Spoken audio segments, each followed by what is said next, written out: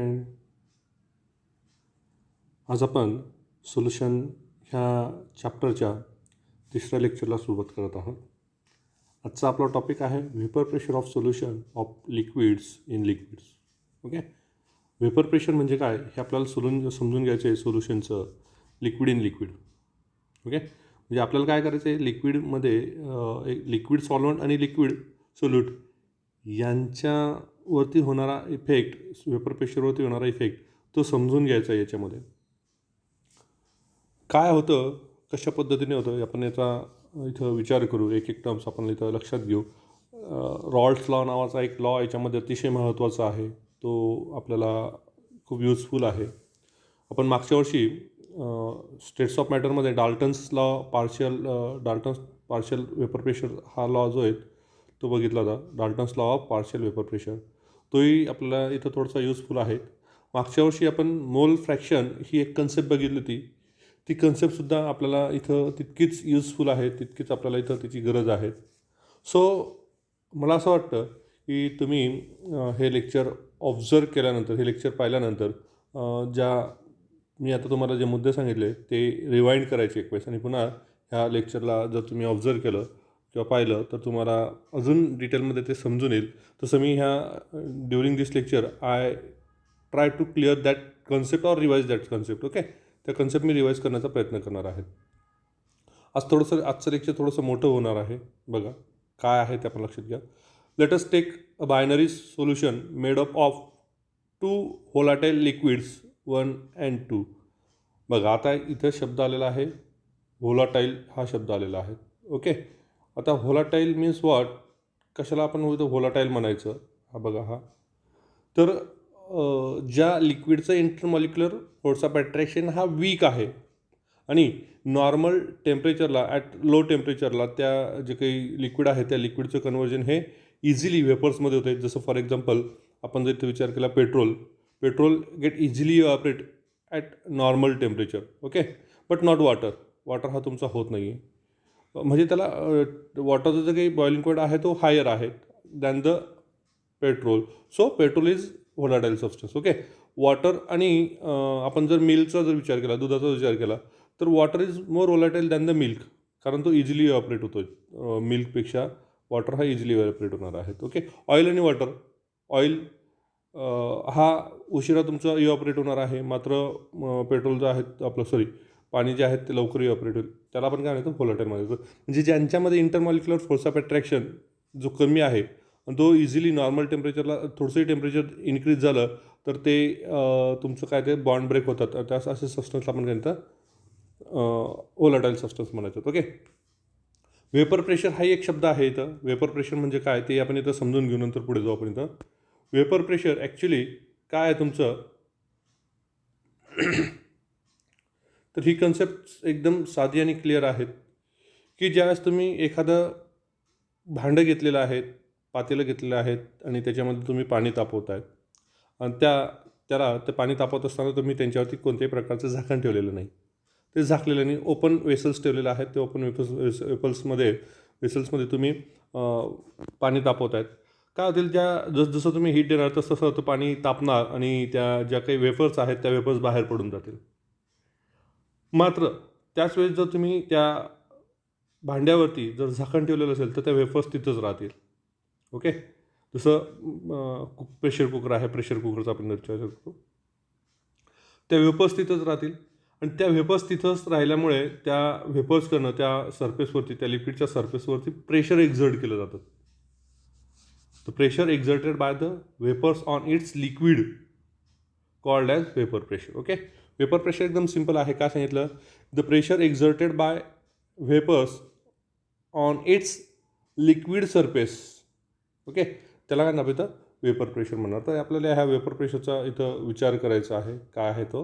Okay, बघा त्यांनी काय सांगितलं, as the liquid start evaporate a stage will come when the vapour pressure of liquid will be equilibrium to the corresponding liquid.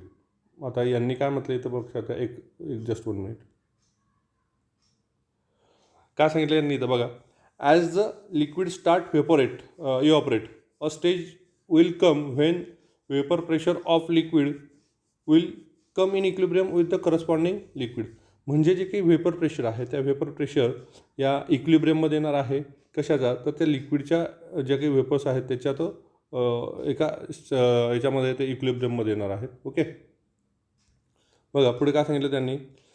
As we know that vapour pressure of liquid is proportional to its mole fraction. Okay, आपल्याला माहिती आहे, मग आपण मागच्या वर्षी पाहिलेले आहेत की vapour pressure of liquid is directly proportional to its mole fraction. म्हणजेच काय असेल आपल्याला आता ही जी काही क्वांटिटी आहे, हे जे काही रिलेशन आहेत, काय relation?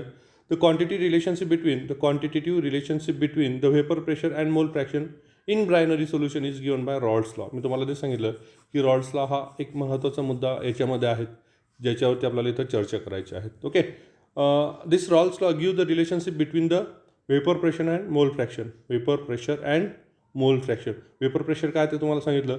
The pressure exerted by the vapours on its liquid surface is known as vapour pressure. Okay, and mole fraction तुम्हाला माहिती आहे. मोल फ्रॅक्शन काय आहे? एक वेळेस रिवाईज करून येतो तुम्हाला मोल फ्रॅक्शन काय आहे तो. ओके, मोल फ्रॅक्शन काय आहे? तर आपण मागच्या वर्षी कन्सिडर केलं, तुम्हाला सोनवणे सरांनी घेतलेलं असेल तुमचं ते x is equal to, just 1 minute, x, oh sorry, x mole fraction of any substance which is equal to. Okay, समजा आपण असं कन्सिडर करू की तुमचं ब्रायनरी सोल्युशन आहे. तुम्ही सबस्टन्स 1+2 घेतलेले आहेत, सबस्टन्स 1 आणि 2 तुमच्याकडे आहेत. ओके, आपण जे काही मोल फ्रॅक्शन आहे ते x1चं बघतोय. तर आपल्याला इथं काय कॅल्क्युलेट करायचं? Mole, number of moles of N1. Okay, N1 म्हणजे number of moles of substance first. Okay, then upon N plus N2. Okay, x1 is mole fraction of substance 1, N1 is number of moles of substance 1 and N2 is the number of moles of substance second. असा आहे तो. म्हणजे बघा आपण काय सांगतो तर की ज्या सबस्टन्सचं आपल्याला मोल फ्रॅक्शन्स काढायचे आहे त्याचे number of moles divided by summation of number of moles जे काही तुमचे सबस्टन्सेस त्याच्यामध्ये असतील त्याच्या संदर्भामध्ये. समजा जर 3 सबस्टन्सेस इथं राहिले असते, सपोज जर 3 सबस्टन्सेस राहिले असते तर मी ते काय केलं तर प्लस N3 केलं असतं. Okay, that means number of moles of N3 is the number of moles of substance 3. Okay, असं ते आहेत. ठीक आहे, या मोल फ्रॅक्शन हे मागच्या वर्षी तुम्ही ऑलरेडी डिटेलमध्ये बघितलेले आहे त्या मोल फ्रॅक्शनच्या संदर्भामध्ये. तर आता आपल्याला रिलेशन बघायचं आहे. काय रिलेशन बघायचं आहे? व्हेपर प्रेशर आणि मोल फ्रॅक्शन यांच्यामध्ये काय रिलेशन आहे त्याचा विचार करायचा आहे. This relation is given by Raoult's law. Okay, आता रॉल्स लॉ काय आहेत तर त्याचा आपण इथं विचार करू. It state that for the solution of volatile liquid. Okay, काय सांगितलं त्यांनी? It state that for the solution of volatile liquid. कसं लिक्विड घेतलं त्यांनी? व्होलाटाईल लिक्विड घेतले. Okay, the partial vapour pressure of each component, the partial vapor pressure of each component of the solution is directly proportional to its mole fraction present in solution. Okay, म्हणजे जे काही तुमचं partial vapour pressure आहेत प्रत्येक कंपोनंटचं ते directly proportional आहेत त्याच्याच मोल फ्रॅक्शनशी जे तुमचं सोल्युशनमध्ये प्रेझेंट आहेत. ओके, क्लिअर होईल तुम्हाला. आपण इथं कन्सिडर करतोय 2 सबस्टन्स कन्सिडर केले आपण इथं, कंपोनंट 1 आणि कंपोनंट 2. तर कंपोनंट 1साठी बघा इथं पार्शियल वेपर प्रेशर काय आहे? कंपोनंट 1चं आपण P1 कन्सिडर करतोय. It is directly proportional to x1. x1 is the its mole fraction. x1 काय तुमचा हा कंपोनंट 1चं मोल फ्रॅक्शन आहेत. ओके, सो आपण असं म्हणू शकतो इथं की P1 is equal to P10 x1. This is our equation number 1. आता P1 काय तुमचं पार्शियल वेपर प्रेशर आहे. ओके, x1 तुमचं हे मोल फ्रॅक्शन आहे आणि हे तुमचं कॉन्स्टंट घेतलेलं आपण P1 रेस टू x किंवा P01 हे आपण कॉन्स्टंट घेतलेलं आहे. तर इथं बघा त्यांनी काय सांगितलेलं आहे? Vapour pressure of component 1 P1. Okay, P10 vapour pressure of pure liquid. Okay, pure liquid जो तुमचा प्युअर कंपोनंट असेल त्याचं vapour pressure component at the same temperature आपण इथं घेतलेलं आहे. म्हणजे बघा इथं वेपर प्रेशर ऑफ सोल्युशन काय सांगितलं त्यांनी? स्टेटमेंट काय केलं आहे बघा. It states that for the solution of volatile liquid the partial vapour pressure of each component आता इच प्युअर कंपोनंट असं पाहिजे of solution okay is directly proportional to its mole fraction. म्हणजे हे P1 हे काय तुमचं काय इथं वेपर प्रेशर आहे त्याचं directly proportional to mole fraction. आपण आता हा प्रॉडक्ट आहे प्रॉडक्ट घेतला आपण कशाचा प्रॉडक्ट घेतला P10X1 घेतला आहे. म्हणजे ॲक्च्युली तुमचं vapour pressure partial vapour pressure of solution is the product of कशाचं प्रॉडक्ट आहे vapour pressure of pure component and it's mole fraction असं आपल्याला सांगता येईल इन शॉर्ट सांगता येईल. Okay X1 is the mole fraction of component 1 in solution. Similarly for component 2 काय येईल तुमचं इथं P2 is equal to P02X2 okay. म्हणजे इथं P2 काय असणार तुमचं vapour pressure of component 2 in solution okay. सोल्युशनमधलं ते त्याचं वेपर प्रेशर सेकंड जो काही तुमचं कंपोनंट असेल त्याचं and P02 is the vapour pressure of pure component 2 while X2 is the mole fraction of component 2 in that solution okay. आता according to Dalton's law of partial pressure मी तुम्हाला आधी सांगितलं की आपल्याला Dalton's law of partial pressure याचा विचार करायचा आहे. आता हा लॉ काय सांगतो या लॉने काय सांगितलेले आहेत बघा the total vapour pressure over the solution phase in container will be sum of the partial vapour pressure of component in the solution. Actually total vapour pressure is the sum of partial pressures of all gases present in that mixture okay. असा तो Dalton's partial law आहे. आता हा Dalton law of partial pressure इथं आपण liquid घेतोय तर लिक्विडच्या संदर्भामध्ये आपण विचार करू total vapour pressure over the solution phase is in container will be the sum of pressure of component in the solution. If solution is made up of 2 volatile liquids then total vapour pressure of above solution is. जर 3 असेल तर 3साठी वेगळं असेल 4 असेल तर 4साठी वेगळं असेल ठीक आहे. तर कसं असेल तर बघा total vapour pressure is equal to vapour pressure of component 1 in solution plus vapour pressure of component 2 in solution okay. That is P total is equal to P1 plus P2. आता याच्यामध्ये जर 3 कंपोनंट राहिले असते तर total vapour pressure is equal to P1 plus P2 plus P3 where P3 is the vapour pressure of component 3 in that solution असं त्याला असतं. दिस is our equation number 3 okay. बघा त्यांनी सांगितलेले आहेत P total vapour pressure over the solution phase P1 vapour pressure of component 1 in solution P2 vapour pressure of component 2 in solution. आता बघा substituting the value of P1 and P2 in equation 3 we get. आता ह्या P1 आणि P2ची value आपल्याला मागे आपण calculate केलेली आहे ओके. P01 इंटू X1 हे P1साठी आहे आणि P2साठी होते काय होतं तुमची तर P2 is equal to P02 into X2 ही ज्या काही व्हॅल्यू ह्या व्हॅल्यू आपण इथं पुटअप करू आणि ते जे काही इक्वेशन आहे इक्वेशन 3 ते काय आहे ते बघू आपण इथं. बघा काय आलं तुमचं total pressure is equal to P10X1 plus P20X2. This is our equation number 4. आता याच्यामध्ये आपल्याला थोडंसं माहिती आपल्याला याच्या संदर्भामध्ये काय सांगता येईल आपल्याला X1 plus X2 is equal to 1 मोल फ्रॅक्शनच्या संदर्भामध्ये आपल्याला सांगता येणार आहेत. जे काही तुमचं मोल फ्रॅक्शन आहे ते मोल फ्रॅक्शन जितके तुमचे मोल फ्रॅक्शन असेल त्याची बेरीज जी काही ते तुमची 1 यायला पाहिजे ओके. ठीक आहे ती येते का त्याचा आपण इथं विचार करू त्याच्या संदर्भामध्ये आपण इथं डिस्कशन करू ओके. त्याचा इथं विचार करून समजा आपण जर इथं X1 म्हटलं तर X1 इज इक्वल टू आपल्याला असं म्हणता येईल X2 मायनस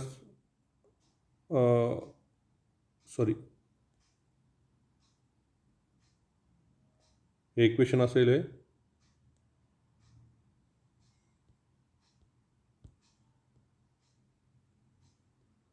एकच मिनिट 1 मायनस X2 ओके किंवा X2 इज इक्वल टू काही X2 is equal to 1 minus X1 आपल्याला ते कसंही घेता येईल ओके. त्या इक्वेशनला कशा पद्धतीने रिअरेंज करता येईल ह्या इक्वेशनला तर आपल्याला जसं लागतंय तसं आपण ह्या इक्वेशनला रिअरेंज करू ओके. ठीक आहे let us see what happen, काय होतं ते बघू आपण इथं. बघा आता तुम्हाला एक फिगर दिलेली आहे, त्या फिगरच्या थ्रू हे समजून घेऊ आपण सगळं कशा पद्धतीने ते केलेले आहेत ते. ठीक आहे, इथं तुम्हाला आयडियल सोल्युशनच्या संदर्भामध्ये दिलेले आहेत. ग्राफ प्लॉट केलेला आहे तुम्ही. तो काय ग्राफ कसं प्लॉट केलेलं आहे तिथं बघा. P1 0 and P2 0 R constant. Constant आहे तुमचे इथं दिलेले तुम्हाला. हा एका ठिकाणी दिलेला आहे. P1 0 आणि P2 0 ते दिसतंय तुम्हाला इथं. मोल फ्रॅक्शन X2चा आपण इथं घेतलेला आहे. तुम्हाला आताच सांगितलं इथं, एक मिनटं, तुम्हाला आताच सांगितलं इथं की ह्या स्टेजला तुमचं X1 हा 1 असेल आणि त्याच वेळेस तुमचा X1 हा 0 असणार आहे. इथं तुमचा X2 हा 0 असेल आणि नंतर तो बघा ही ज्यास X1 तुमचा 1 असेल त्यास X2 0 असणार आहे, आणि ज्यास X1 0 असणार आहे, X1 0 असणार आहे, त्यास तुमचा X2 हा 1 असणार आहे. म्हणजे आता यांनी ॲक्च्युली काय सांगितलेलं आहे की हा X2 इन्क्रीज होत होते, ह्या बाजूला X2 इन्क्रीज होत जाते. जसं जसं आपण इथं मूव्ह करणार तसं तुमचा हा X2 इन्क्रीज होत जाणार आहेत. आता यांनी काय केलं आहे, ग्राफ प्लॉट केलेला आहे. Plot of P versus X2 is a straight line. ठीक आहे, स्ट्रेट लाईन आहेत प्रेशरच्या संदर्भामध्ये दिसते तुम्हाला. ही स्ट्रेट लाईन दिसते ती. ओके, ठीक आहे, ती कशी आहेत ते त्याचाही आपण इथं विचार करू. बघा देन काय सांगितलं त्यांनी, the figure also shows that the plot of P1 versus X1 and P2 versus X2 according to equation 2. Okay, these are straight line passing through the origin. Okay, बघा त्यांनी काय सांगितलं की ज्यावेळेस आपण इथं याचा विचार करतो X2 वर्सेस X1चा विचार करतो तर ही स्ट्रेट लाईन पास होते, आणि P2 वर्सेस X2चा जर विचार केला तर ही स्ट्रेट लाईन पास होते तिथं. ठीक आहे, जसं तुमचं त्यांची व्हॅल्यू वाढत जाणार आहे तसं त्या जे काही आपल्याला स्ट्रेट लाईन येते स्ट्रेट लाईन आपल्याला दिसते ते. अजून आपण याच्या डिटेलमध्ये जाणार आहोत पुढच्या मुद्द्यामध्ये. ठीक आहे, बघा तीच फिगर मी इथं कंटिन्यू ठेवलेली आहे. काय सांगितलं त्यांनी, आता कंडिशन 1 दिलेली आहे. फॉर फर्स्ट कंडिशन बघा त्यांनी काय सांगितलेले आहेत, for P1 0 versus X2.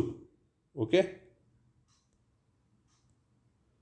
P1 0 versus X2 a straight line.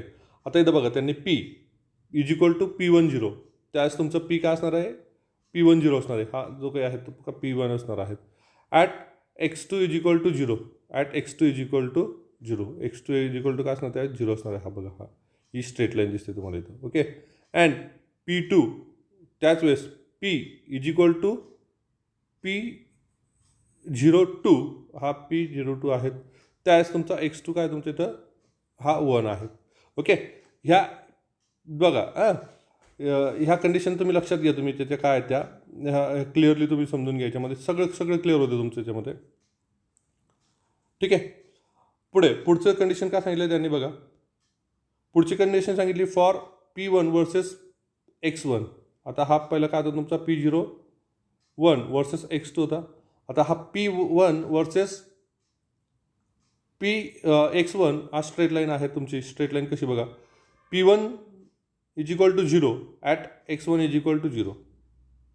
इथं तुमचं P1 काय असणार आहे, तुमचं X1 इज इक्वल टू 0 असेल तिथं काय असेल तर P1 0 असणार आहे. And P1 is equal to P0 at X1 is equal to 1.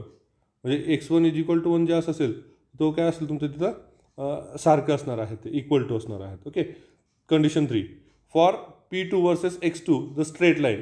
आता P2 वर्सेस X2चा विचार करतो आपण इथं. P2 is equal to 0 at X2 is equal to also 0, and P2 is equal to P02 at X1 X2 is equal to 1.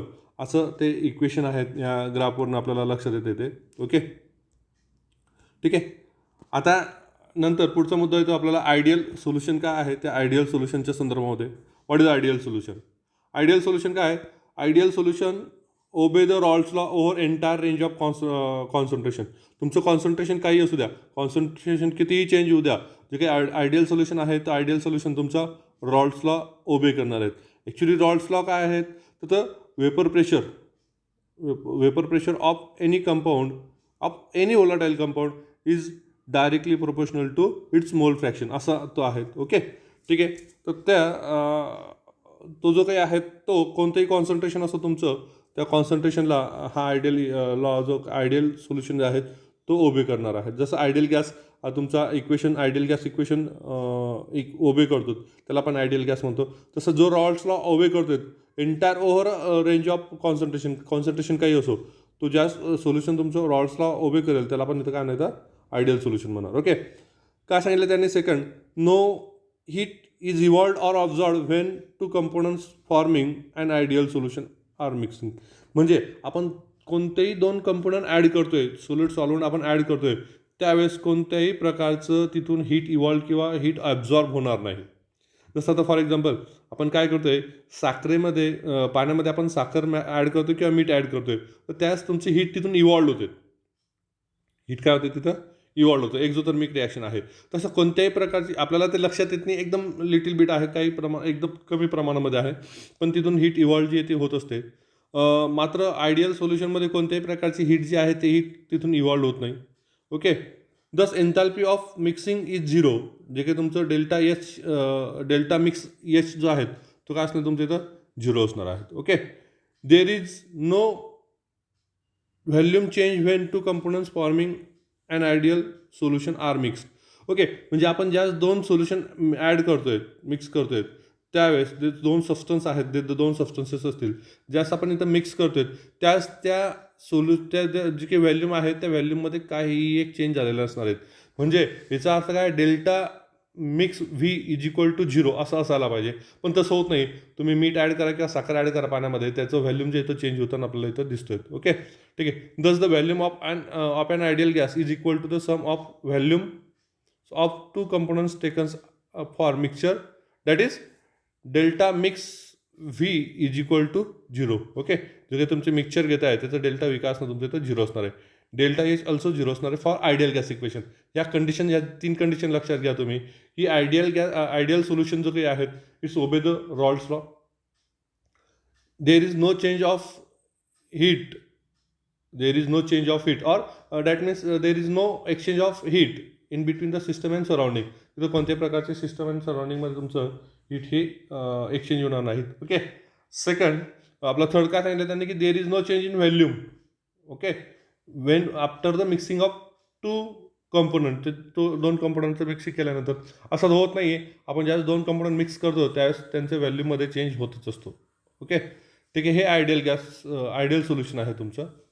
आता पुढचं काय सांगितलं त्यांनी, चौथं काय सांगितलं बघा, in and ideal solution solvent solute and solvent molecular interaction are comparable.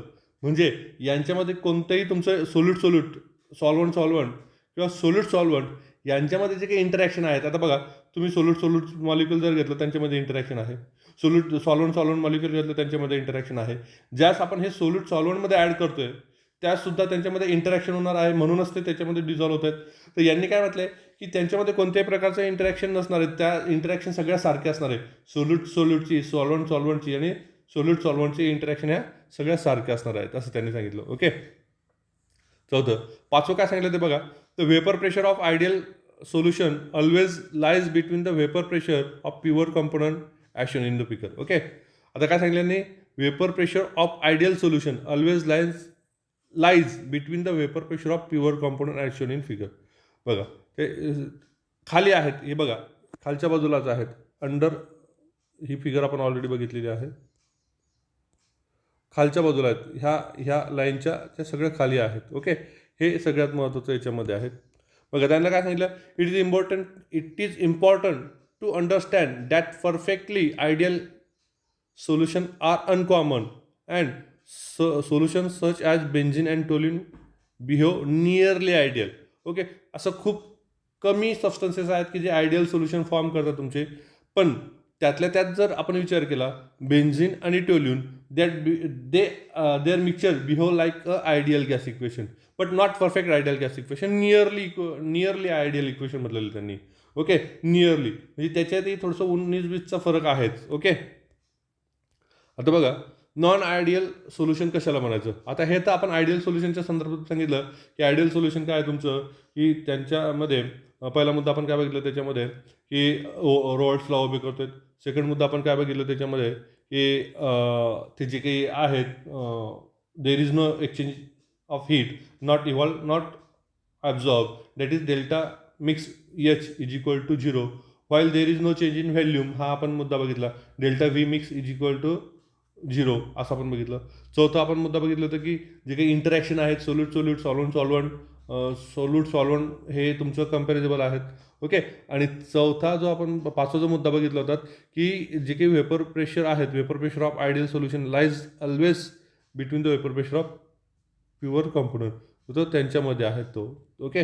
ठीक आहे. हे मुद्दे आपण पाहिले होते. आता नॉन आयडियल सोल्युशन काय आहेत, तर नॉन आयडियल सोल्युशन काय आपल्याला सांगता येईल इथं, this solution doesn't obey the Raoult's law. हा रॉल्ड्स लॉ ओबे करणार नाही. ओके. ठीक आहे.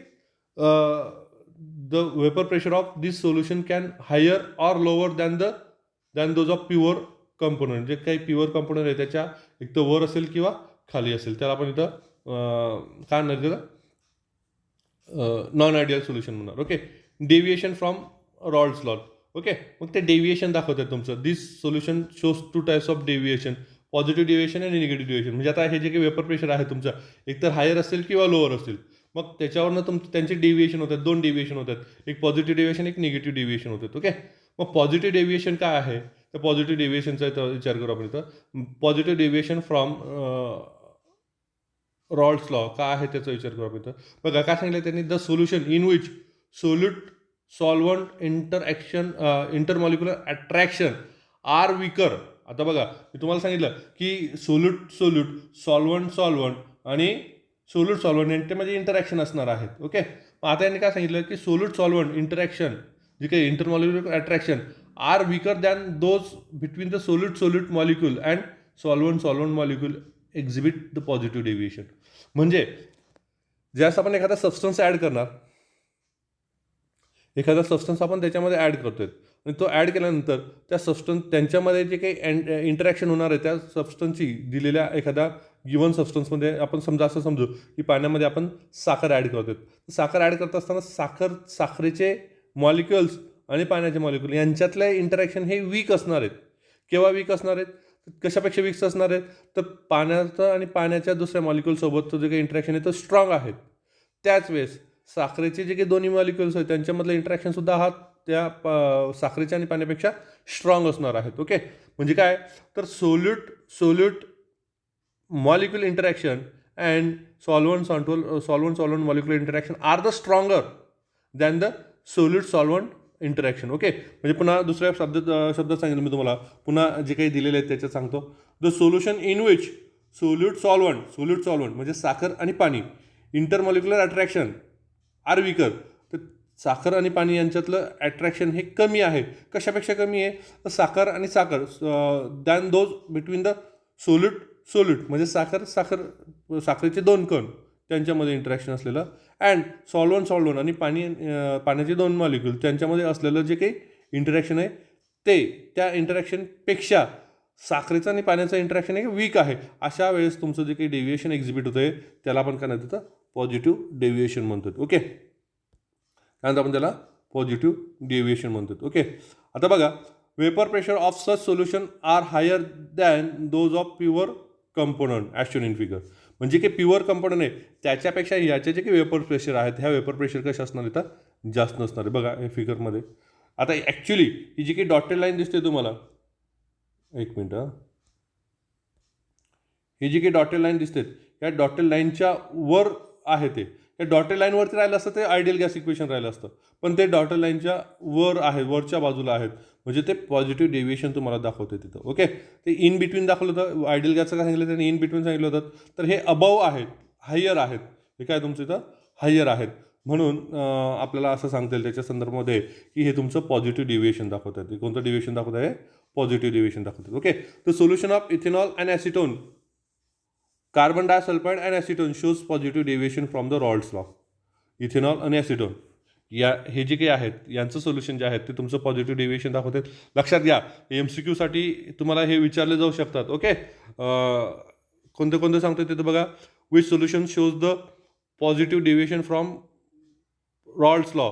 असं जर तुम्हाला MCQ विचारलं तर सांगता यायला पाहिजे इथेनॉल अँड ॲसिटोन आहेत किंवा कार्बन डायसल्फाईड आणि ॲसिटोन आहेत. This solution shows the positive deviation from the Raoult's law. असं तुम्हाला प्रश्न विचारला जाऊ शकतो हा. ठीक आहे. आता पॉझिटिव्ह डेविएशन म्हणजे हा हायर वरच्या बाजूला दाखवतोय. निगेटिव्ह डेविएशन म्हणजे ऑब्व्हियसली तो काय असणार आहे, खालच्या बाजूला असणार आहे. मग आता याच्यामध्ये बघा एक सगळ्यात महत्त्वाचा मुद्दा घ्या. याच्यामध्ये काय सांगितलं त्यांनी, सोल्यूट सॉल्व्हंट इंटरॅक्शन ही वीक आहेत. तर निगेटिव्ह डेविएशनमध्ये ते इंटरॅक्शन काय असणार तुमचे, तर स्ट्रॉंग असणार आहेत. तो इंटरॅक्शन कसं असणार तुमचं, स्ट्रॉंग असणार आहेत. ओके, त्याच्या संदर्भामध्ये आपण इथं डिस्कशन करू. Negative deviation from Raoult's law. आता काय सांगितलं त्यांनी बघा, the solution in which interaction between the solvents and solute molecules are stronger. तिथं विकर होती, इथं काय स्ट्रॉंगर आहेत. Than solute or solvent interaction exhibit negative deviation. Okay, म्हणजे जे काही तुमचे सॉल्वंट इंटरॅक्शन आहेत ही स्ट्रॉंगर आहेत. ते एकमेकांच्या जवळ येतात, एकमेकांच्या जवळ येण्याचा ते प्रयत्न करतात. जसं आता फॉर एक्झाम्पल आपण इथं जर एक्झाम्पल द्यायचं सांगितलं तर पोलर सॉल्वंट आहेत. जसं पोलर सॉल्वंट आणि पोलर सोल्यूट, पाणी आणि अमोनिया यांचा विचार केला तर आपल्याला तुम्हाला निगेटिव्ह डेविएशन इथं दाखवताना दिसणार आहेत. ओके, कारण ते रेडिली ते एकमेकांमध्ये ते डिझॉल्व्ह होण्यासाठी डिझॉल्व्ह होतील ते. ओके, त्यांच्यामध्ये इंटरॅक्शन हे स्ट्रॉंगर असणार आहेत. बघू आपण ते एक्झाम्पल बघू. The vapour pressure of such solution are lower than those of the pure component as shown in figure. बघा, जे मागच्या वेळेस काय होतं तुमचं, हे वरच्या बाजूला होतं पॉझिटिव्ह डेविएशन, म्हणजे आता हे काय तुमचं खालच्या बाजूला, ही बघा ही खालच्या बाजूला आहेत. ओके, तर हे सगळ्यात महत्त्वाचा मुद्दा याच्यामध्ये आहे तो. आता एक एक्झाम्पल काय सांगितलं, phenol aniline chloroform acetone exhibit negative deviation from Raoult's law. आता बघा त्यांनी पुन्हा एक्झाम्पल दिलेले आहेत. आपण पुस्तकातले एक्झाम्पल चेंज करू. ओके, कोणते, phenol aniline, okay, chloroform acetone. This solution exhibit the negative deviation from the Raoult's law. Okay, हे अशा पद्धतीने तुमचं आपल्याला या संदर्भामध्ये सांगता येईल की हे जे काही रॉल्ड्स लॉ आहेत, वेपर प्रेशर आणि रॉल्ड्स लॉ, हा मुद्दा आपला इथं संपतोय. पुढच्या लेक्चरला आपण कोलॅगेटिव्ह प्रॉपर्टीज काय आहेत ऑफ नॉन इलेक्ट्रोलाइट सोल्युशन त्याच्या संदर्भामध्ये डिस्कशन करू आपण इथं. आजच्या लेक्चरला आपण इथं थांबू. होप सो तुम्हाला लेक्चर समजत आहेत, कळत आहेत. काही अडचण असेल तुम्हाला तर तुम्ही मला कधीही कॉल करून विचारू शकतात. ओके, घाई होते किंवा नाही होते ते मला तुम्ही माझ्या पर्सनल नंबरवरती कॉल करा किंवा मॅसेज करून सांगा. घाई होत असेल तर मी थोडंसं स्लो जाण्याचा प्रयत्न करेल. ओके, ठीक आहे. घरीच राहा, सुरक्षित राहा.